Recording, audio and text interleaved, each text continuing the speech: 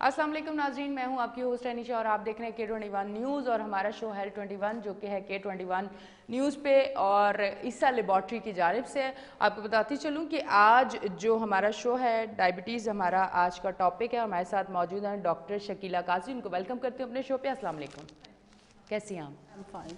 अच्छा मुझे बताइएगा, ये जो अगर मैं आम अल्फाज में, क्योंकि आपके पास भी जब पेशेंट आते होंगे तो वो यही बात करते होंगे कि शुगर एक मर्ज़ है और उसकी कितनी इकसाम है?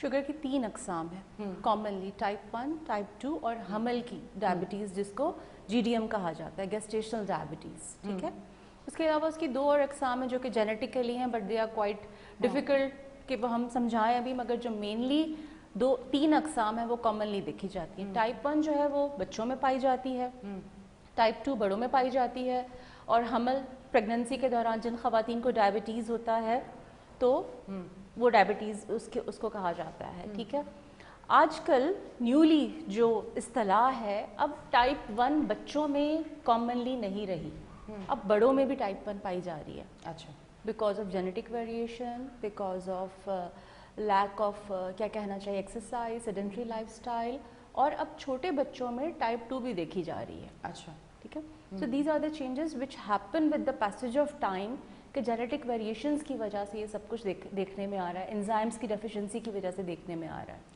अच्छा डॉक्टर साहब, मैंने अक्सर ये देखा है कि मैंने जब भी डायबिटिक पेशेंट देखे हैं तो उनका ये कहना है कि हमारे पैरों में से हीट निकलती है, जलन सी फील होती है। और फिर इसके साथ साथ एक चीज़ और मैं आपसे कहूँगी कि एक पेशेंट जो मैंने देखा और उसने मुझे एक ऐसी बात बताई कि मैं हैरान हो गई कि उसने कहा कि मेरा ये जो हिस्सा है ना, यहाँ से हीट निकलती रहती है, एक छोटा सा हिस्सा रान का जहाँ से हीट निकलती रहती है। और मैं हैरान थी कि ऐसा क्यों होता है, तो थोड़ा सा इस बारे में ज़रूर बताएं। ये डायबिटीज़ की कॉम्प्लिकेशन है जिसको न्यूरोपैथी कहा जाता है। अच्छा, जब लॉन्ग टर्म से डायबिटीज़ या तो पुरानी हो जाती है और ग्लूकोज की मकदार कंटिन्यूस एलिवेटेड है, बढ़ी हुई है, तो आपकी जो नसें हैं वो डैमेज होना शुरू हो जाती हैं। अच्छा, न्यूरोपैथी मीन्स कि नसों का डैमेज होना या नसों की बीमारी होना, तो उसकी वजह से हीट निकलना, शार्प स्टैबिंग टाइप का पेन होना। कुछ मरीज़ कहते हैं कि जी हमारे पाँव कटते हैं, हम रात को सो नहीं सकते, पाँव पटकते हैं हम, और सुनपन हो जाना। बहुत सारे पेशेंट्स को तो पाँव सुन हो जाते हैं, और ये जो आपने बताया कि हीट निकलना, ये न्यूरोपैथी की अलामत है। अच्छा, अच्छा डॉक्टर साहब, मुझे ये बताइएगा कि वैसे तो पाकिस्तान में और बहुत सारी बीमारी हैं, क्योंकि मेरे हाल से गुर्बत है, उसके साथ अवेयरनेस नहीं है, उसके साथ हेल्थ का अगर आप सिस्टम देखें पाकिस्तान में वो क्या है वो भी सबको पता है। उसके साथ साथ ये जो डायबिटीज़ है ये नंबर 1 पे क्यों है पाकिस्तान? इसकी क्या वजूहात? सबसे पहले जो आपने खुद ही कहा कि आगाही नहीं है। हाँ, वो तो हम लोगों को इल्म ही नहीं है। कई सालों तक डायबिटीज़ के साथ पेशेंट फिर रहे होते हैं, उनको मालूम ही नहीं होता। सेकंड नंबर पे हम लोगों की तर्ज ज़िंदगी इंतहाई ख़राब है। लेट नाइट जागना, खाने की कोई औकात ही नहीं है। नाश्ता अमूमन घरों में 11-12 बजे हो रहा होता है, लंच 4 बजे होता है, सेडेंट्री लाइफस्टाइल है, हम लोग वॉक नहीं करते, हम लोग एक्सरसाइज नहीं करते, और उसके अलावा वही हमारे तिब्बी सहूलियात की फराहमी नहीं है। तो ये तमाम चीज़ें जो हैं वो डायबिटीज़ को जन्म देते हैं। जाहिर सी बात है, जेनेटिक्स तो बहुत इंपॉर्टेंट है, वालदैन को है तो बच्चों को भी होगी। ठीक है, अगर 5 बच्चे हैं तो 3 बच्चों को तो डेफिनेटली डायबिटीज़ होगा ही होगा। तो ये बातें, और हम उस पर फिर हम लोग की जो मुरगन ग़िज़ाएँ खाने पीने, हलवा पूरी के बगैर तो लोग नाश्ता नहीं करते, तो ये चीज़ें जो हैं वो फिर डायबिटीज़ को बढ़ने में मदद देते हैं।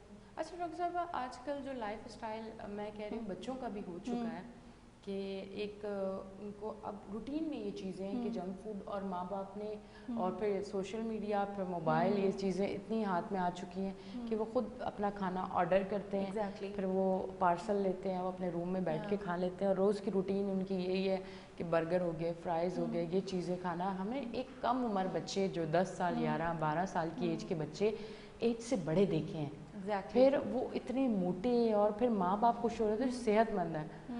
ये वाली सेहत और उम्र से बड़ा लगना और इस तरह का फूड खाना, तो इस उम्र में भी डायबिटीज़ हो सकती है। ओबेसिटी तो डेवलप हो गई ना, ओबेसिटी डायबिटीज़ को जन्म देती है।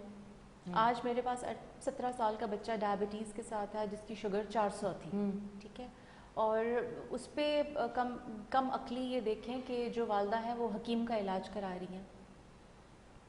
تو ہم لوگ پتہ نہیں کس ایرا میں ہے ابھی بھی, اسٹون ایج میں کہہ لیں یا کیا ہے, کہ اتنی ہر پروگرام میں اب تو میڈیا ماشاءاللہ سے بہت ہر جگہ پہ اویئرنیس پروگرامز آتے ہیں, میڈیکل ٹاکس ہوتی ہیں, مگر یہ کہ ہم اس کو چینل کو تبدیل کر دیتے ہیں, ہم سنتے نہیں ہیں یہ والی باتیں کہ ڈاکٹر تو ہر وقت یہی باتیں کرتے رہتے ہیں, ٹیسٹ کراؤ, علاج کراؤ, ٹیسٹ کراؤ, علاج کراؤ, تو ہم ان چیزوں کی طرف اوپر فوکس نہیں ہے. سیکنڈلی, جب جس زمانے میں ہم اسکول میں تھے, اسکول بہت بڑے ہوتے تھے, پلے گراؤنڈز ہوتے تھے, کھیلنا کودنا, اسپورٹس ویک 1 ویک آپ کا پورا کھیل کود چل رہا ہے, ڈیلی آپ کی جو ہے وہ صبح میں پریڈ ہوتی تھی, پی ٹی ہوتی تھی.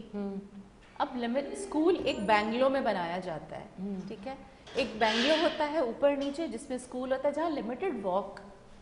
بچہ آپ کا نہ گھر میں کھیل کود رہا ہے, گھر بڑے نہیں ہیں, فلیٹ ہے, ٹھیک ہے, کہ کہاں گھومے پھریں, اور ماحول ایسا ہے کہ بچوں کو کہاں ایکٹیویٹی کرانے کے لیے لے کر جائیں. تو نیچے سے ہی مطلب آپ کی دیکھیں نا کہ چائلڈہڈ سے ہی خرابیاں ہوتی گئیں اور 18 سال میں آپ کو ڈائبٹیز ڈیولپ ہو گیا.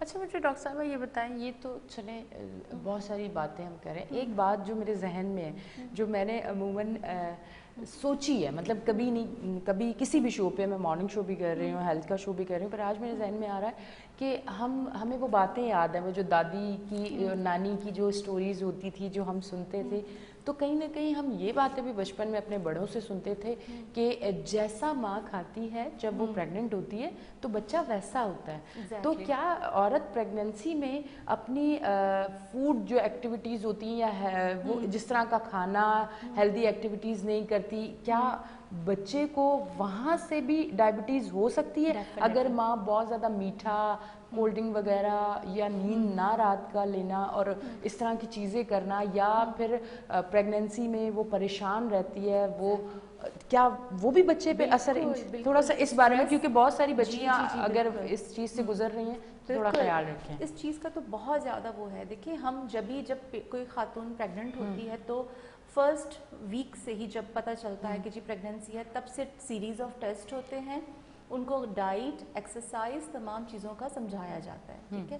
اب ہوتا یہ ہے عموماً کہ باہر کے ملکوں میں تو باقاعدہ آپ کو پریگننسی کے دوران بھی ایکسرسائزز بتائی جاتی ہیں, آپ کو واک بھی کرنا ہے, آپ کو ایکسرسائز بھی کرنا ہے, آپ کو یوگا بھی کرنا ہے, ٹھیک ہے, اور آپ کی کیا کیا ڈائٹ اور آپ کا لائف سٹائل کیسے ہونا چاہیے.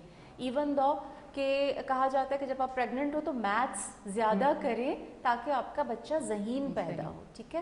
تو یہ چیزوں کی لیکنگ ہے, اور اس چیز کے اوپر ہم لوگوں کو واقعی میں پروگرامز کرنے چاہیے کہ ڈیورنگ پریگننسی آپ کو کیسا لائف سٹائل اپنانا چاہیے کہ وہ جینیٹک آپ کا میک اپ خراب ہو گیا نا during pregnancy, it will affect the child health.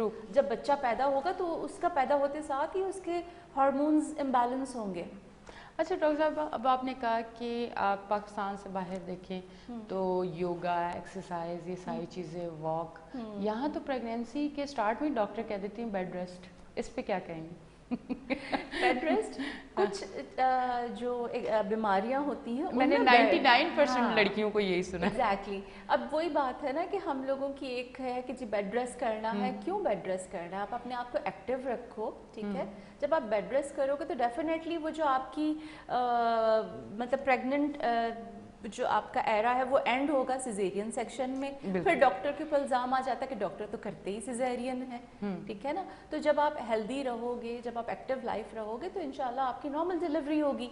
اچھا ڈاکٹر صاحب, آج میں وہ سوال پوچھ رہی ہوں جو شاید میں کسی حکیم سے پوچھتی تو وہ کہتے بالکل, اور آپ سے پوچھوں گی تو جواب کچھ اور ہوگا, کہ یہ جو ڈائبٹیز مرض ہے کیا یہ ختم ہو سکتا ہے؟ اس کا کوئی ایسا علاج ہے کہ اس کے بعد یہ بیماری کبھی نہ ہو؟ کوئی ایسا آپریٹ کروا سکتے ہیں آپ؟ کوئی میڈیسن ایسی ہے کہ جس سے آپ دوبارہ یہ مرض آپ کو نہیں ہوگا؟ بالکل. باہر کے ملکوں میں ایک تو پینکریاز کا ٹرانسپلانٹ, اس کے اوپر کام چل رہا ہے, ٹھیک ہے. اگر آپ پینکریاز کا ٹرانسپلانٹ کرائیں تو ختم ہو سکتا ہے.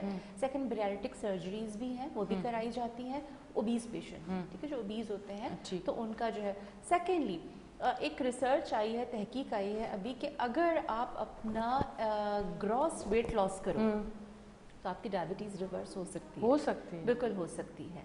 آپ کا دوبارہ سے ہوتا کیا ہے نا عموماً کہ ہم دیکھیں جو ہمارا پینکریاز ہے that is a fuel machine, آپ کی گاڑی فیول سے چلتی ہے, ٹھیک ہے, اب آپ نے اپنی فیول مشین کو خراب کر دیا, وہ فیول پروڈیوس ہی نہیں کر پا رہا.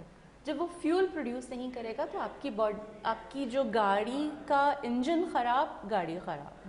جب فیول ہی نہیں بن رہا تو آپ کی باڈی کیسے کام کرے گی؟ آنکھ, دل, دماغ, آپ کی شریانیں, امیونٹی, امیون سسٹم سب ڈیمیج ہو جائے گا. تو وین یو اسٹارٹ ورکنگ, ٹھیک ہے, آپ اپنی باڈی کو دوبارہ سے واپس لے کر آؤ گے, اپنا لائف اسٹائل اچھا کرو گے, ویٹ لاس کرو گے, یہ سارے جنک فوڈ جو ساری چیزیں ختم کرو گے, تو آپ کا پینکریاس دوبارہ کام کر سکتا ہے. اچھا ڈاکٹر صاحبہ, مجھے آج یہ بتائیے گا کہ ڈائبٹیز جو مرض ہے, ہم اس میں میڈیسن بھی لیتے ہیں اور اس میں کچھ لوگ انسولین بھی لیتے ہیں. اب مجھے بتائیں کہ میڈیسن بہتر ہے یا انسولین بہتر ہے؟ انسولین بیسٹ ہے. انسولین کا کوئی سائیڈ افیکٹ نہیں ہے. اور سیکنڈلی, اگر اسٹارٹ آف دا ڈائبٹیز کے اوپر ہی اگر انسولین شروع ہو جائے تو بہت جلدی ریکوری کے چانسز ہوتے ہیں. ٹھیک ہے, اب ظاہر سی بات ہے, ایک دوا سے آپ کی دوسری دوا, تیسری دوا, 4 دوائیوں تک آپ جا سکتے ہیں, 4 ٹیبلٹس پہ جا سکتے ہیں. اگر آپ انسولین شروع میں ہی اسٹارٹ کر دیتے ہیں تو آپ کا پینکریاس کو ریسٹ ملتا ہے اور وہ دوبارہ سے انسولین بنانے کی کیپیبلٹی اختیار کر سکتا ہے. ٹھیک. اچھا ڈاکٹر صاحب, مجھے ایک چیز ضرور عموماً میرے ذہن میں آتی ہے, وہ چیز کہ جب آپ ڈائبٹک پیشنٹ ہوتے ہیں تو آپ کو میڈیسن دی جاتی ہے کہ یہ آپ نے لینی ہے. اب جب تک آپ ٹھیک نہیں ہو رہے, مطلب آج آپ نے جو بتایا تو میں حال سے پاکستانی تو یہ ٹریٹمنٹ لے ہی نہیں سکتے ہیں, ہمارے پاس تو اتنے فیسلٹیز ہی نہیں ہیں اور نہ اتنا پیسہ ہے. آپ میڈیسن لیتے ہیں, اس کے ساتھ ایک میڈیسن دی جاتی ہے جس کا میں نام نہیں لے سکتی, جو آسان الفاظ میں خون پتلا کرنے والی. تو ہمارے پاس اتنی اویئرنیس ہے کہ ہم نے کتنے مہینے بعد ٹیسٹ کروانا ہے, ہمارا خون اگر زیادہ پتلا ہو جاتا ہے تو پھر اس کے بعد کتنی مشکلات ہوتی ہیں. کیا پیشنٹ کو ڈاکٹر یہ بتاتا ہے کہ روز جو آپ نے ڈائبٹیز کی میڈیسن کے ساتھ یہ خون پتلا کرنے والی جو میڈیسن لینی ہے تو اس کو روکنے کا بھی کوئی عمل ہو سکتا ہے؟ کیونکہ خون اگر پتلا ہو جائے تو اس کے بعد جو مسائل ہوتے ہیں وہ ایک الگ طرح کے. بہت اچھا سوال ہے آپ کا. سب سے پہلے تو میں یہاں پہ اس چینل کے تھرو یہ بات کلیئر کروں, خون پتلا کرنے کی دوا کی سب کو ضرورت نہیں ہوتی ہے. It is not for the primary prevention.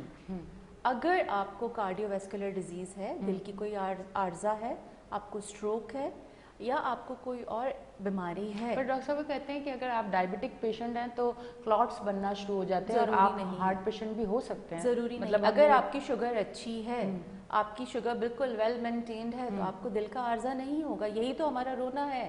ہم یہی تو کہتے ہیں اپنی شوگر کو اچھا رکھے تاکہ آپ کو کمپلیکیشنز ہو ہی نہ. ٹھیک ہے نا. کمپلیکیشنز تو تب ہوں گی جب آپ کی شوگرز بڑھے گی, تب آپ کا گردہ بھی خراب ہوگا, دل بھی خراب ہوگا, اسٹروک بھی ہوگا اور پاؤں کے امراض بھی ہوں گے.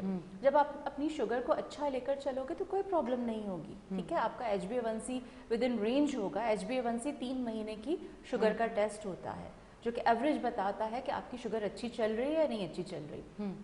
تو سب سے پہلے یہ والی بات کہ خون پتلا کرنے کی دوا کی سب کو ضرورت نہیں ہوتی ہے. ٹھیک ہے, یہ ہم سلیکٹڈ کیٹیگری کو دیتے ہیں جن کو کارڈیو ویسکولر ڈیزیز ہوتی ہے یا کوئی پرابلم ہوتی ہے. ٹھیک ہے, ان کو دیتے ہیں. ہاں, اگر آپ کی کوئی اسٹیبلش ڈیزیز ہو گئی ہے تب آپ کو خون پتلا کرنے کی دوا دی جائے گی. ٹھیک ہے, اور اگر آپ اور سیریز آف ٹیسٹ بتائیں گے کہ آئدر آپ کو اس دوا کی ضرورت ہے یا نہیں ہے. آپ کا کولیسٹرول بڑھا ہوا ہے, آپ کا بلڈ پریشر بڑھا ہوا ہے, یا آپ کا کوئی ایکو میں کوئی پرابلم آیا ہے, تو تب آپ کا دل کا ڈاکٹر آپ کو یہ تجویز کرے گا. اینول اسکریننگ تمام ڈائبٹک پیشنٹس کی ہونی چاہیے. آپ کو دل کا ڈاکٹر بھی دیکھے, آپ کو گردے کا ڈاکٹر بھی, آپ کو آنکھوں کا ڈاکٹر بھی ضرور دیکھے. ٹھیک ہے, جب تک یہ آپ کی نہیں ہوگی پراپر اسکریننگ تو no one can treat you properly. اچھا, اب ڈاکٹر صاحبہ جب آپ ڈائبٹک پیشنٹ ہو جاتے ہیں تو پھر اس کے بعد آپ کو بہت کیئر کرنی پڑتی ہے. آپ کو جو شوز پہننے ہیں وہ بہت سافٹ, آپ کو کوئی چوٹ نہ لگے, اور اگر چوٹ لگ جائے تو آپ کتنا بھی اچھا ٹریٹمنٹ لے لیں وہ زخم بھرے گا اور اس کے بعد پھر خراب ہوگا. اس کی کیا وجہ ہے کہ آپ کا لبلبہ کام اچھا نہیں کر رہا, یا اس کی کیا وجہ ہے کہ بلڈ کی کوئی ایسی پرابلم ہے, یا اس کی کیا وجہ ہے کہ آپ کی شوگر جو ہے وہ ہائی ہے؟ کیا ریزن ہو سکتے ہیں؟ یا شوگر ایک ایسی بیماری ہے کہ پھر اس کے بعد سمجھے کہ انبار لگ جاتا ہے, یہ خطرناک بیماری ہے. شوگر ایک واقعی میں خطرناک بیماری ہے.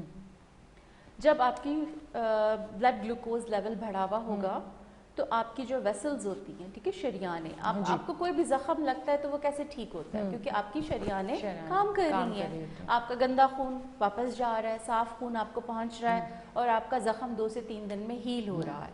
اب یہی کیٹیگری اگر آپ شوگر کے پیشنٹ کی دیکھیں تو اس کی شریانیں کام نہیں کر رہی جب بھی اس کا زخم ہیل نہیں ہو رہا ہے ٹھیک ہے صاف خون پہنچ نہیں پا رہا شکر کی گلوکوز کی لیول بہت ہے اس وجہ سے آپ کی ویسلز نے کام کرنا چھوڑ دیا ٹھیک ہے. نمبر 2 امیونٹی ظاہر سی بات آپ کی امیونٹی بہت ویک ہے تو اگر آپ اپنا زخم ٹھیک کرنا چاہتے ہیں تو آپ کو اپنا بلڈ گلوکوز لیول نارملائز کرنا ہوگا. اگر وہ آپ نارملائز نہیں کرو گے آپ کا زخم نہیں بھرے گا ٹھیک ہے. سیکنڈ بات یہ کہ زخم بھر بھی جاتے ہیں ٹھیک بھی ہو جاتے ہیں جو پیشنٹ پراپر کمپلائنس دکھاتے ہیں. پاؤں کے جوتے کی آپ نے بات کی تو جوتے کا تو بہت ہی زبردست رول ہے. آپ کے پراپر شوز ہونے چاہیے ایل فٹڈ شوز نہیں ہونے چاہیے تنگ جوتے نہیں ہونے چاہیے لائک ہم لوگوں کا کامن ہے پشاوری چپل پہننا ٹھیک ہے ننگے پاؤں گھر میں چلنا کہ کارپٹس ہیں آپ کی کوئی کیونکہ آپ کے پاؤں سن ہے آپ کو اگر نہیں پتہ چلے گا آپ کو کوئی کیل چبھے گا کانٹا چبھے گا. ہم لوگ کے ہاں ایک یہ ہے کہ جی گھاس پہ ننگے پاؤں چلو آنکھوں کی بینائی ٹھیک ہوتی ہے. آئی ڈونٹ نو میں نے کسی کی ٹھیک ہوتے نہیں دیکھی اب تک اتنی میرے میڈیکل پریکٹس میں ٹوٹکے بھی تو ہیں ہاں ایگزیکٹلی تو وہ کوئی آپ کو وہاں پہ کانٹا چبھ گیا آپ کو نہیں پتا چلا تو یہ چیزوں کو آپ کو دیکھنا ہے پراپر. آپ اپنے شوگر کے ڈاکٹر کے پاس پراپر وزٹ کریں آپ کے فٹ کا معائنہ کریں گے وہ آپ کو بتائیں گے کہ آپ کو کس طرح کے جوتے پہننے چاہیے. ڈاکٹر صاحب چائے میں چینی نہیں لینی شوگر بڑھ جائے گی. جس فوڈ میں اگر گلوکوز زیادہ ہے یہ بھی ہمیں پتہ ہونا چاہیے کیونکہ وہ لیول بڑھے گا تو شوگر بڑھے گی. صرف ہمارا مقصد کیا ہوتا ہے ہماری جو سوچ ہے میں وہ آپ کو بتا رہی ہوں اویئرنیس نہیں ہے نا اتنی زیادہ چائے پھیکی پینی ہے. ہاں ایگزیکٹلی. اس کے بعد آپ نے 3 نان کھانے ہیں آپ نے وہ سبزیاں کھانی ہیں آپ نے وہ چیزیں کھانی ہیں جس میں آپ کو یہ نہیں پتا کہ گلوکوز لیول اگر آپ کا بڑھے گا تو آپ کی شوگر بڑھ سکتی ہے. تو کس طرح کا فوڈ لینا چاہیے ڈائبٹک پیشنٹ کے لیے جو فوڈ ہے وہ جتنی بھی ڈائبٹک ویل اسٹیبلش او پی ڈی ہوتی ہیں وہاں پہ ڈائٹیشین بھی موجود ہوتا ہے جو کہ آپ کو بتاتا ہے کہ آپ نے کون کون سی چیزیں کھانی اور کون سی نہیں کھانی. اب مرغن غذاؤں میں تمام چیزیں وہ آ گئی بیکری آئٹمز آپ کو نہیں کھانا اس میں آپ کا پیٹیز سموسا رول سب شامل ہے کیونکہ وہ میدے کا بنا ہوا ہے. کچھ فوڈز ایسے ہیں جن میں ہائی گلائسیمک انڈیکس ہوتا ہے ٹھیک ہے تو وہ چیزیں آپ کو نہیں لینا ہے جس میں آپ کا گلائسیمک انڈیکس ہائی ہے ٹھیک ہے. آپ کو پھل سے ہم منع نہیں کرتے پھل آپ کھائیے مگر ماڈریٹ اماؤنٹ میں پھل کھائیے ٹھیک ہے. ہر چیز ایک لیول ایک اعتدال کے ساتھ کھائیے یہ نہیں کہ ہمیں اسلام میں بھی بتایا گیا. ایگزیکٹلی وہی بات ہے. آپ کو بیکری آئٹم منع کیا ہے تو پھر آپ کی بریڈ بھی منع ہے. آپ براؤن بریڈ کھا سکتے ہو مگر آپ وائٹ بریڈ نہیں کھا سکتے. ہم لوگوں کا ناشتہ عموماً وائٹ بریڈ کے ساتھ ہی ہوتا ہے تو یہ چیزوں کا خیال رکھنا پڑے گا تو جب بھی شوگر آپ کی کنٹرول رہے گی. تھینک یو ڈاکٹر صاحبہ آپ تشریف لے کے آئیں بہت اچھا لگا اور کافی اویئرنیس یقیناً ہمارے دیکھنے والوں کو ملی ہے. Thank you very much. ناظرین آپ دیکھ رہے تھے ہمارا شو ہیلتھ 21 جو کہ ہے K21 پہ عیسیٰ لیبارٹری کی جانب سے. اپنی ہوسٹ اینی شاہ کو دیں اجازت پھر ملیں گے. اللہ حافظ.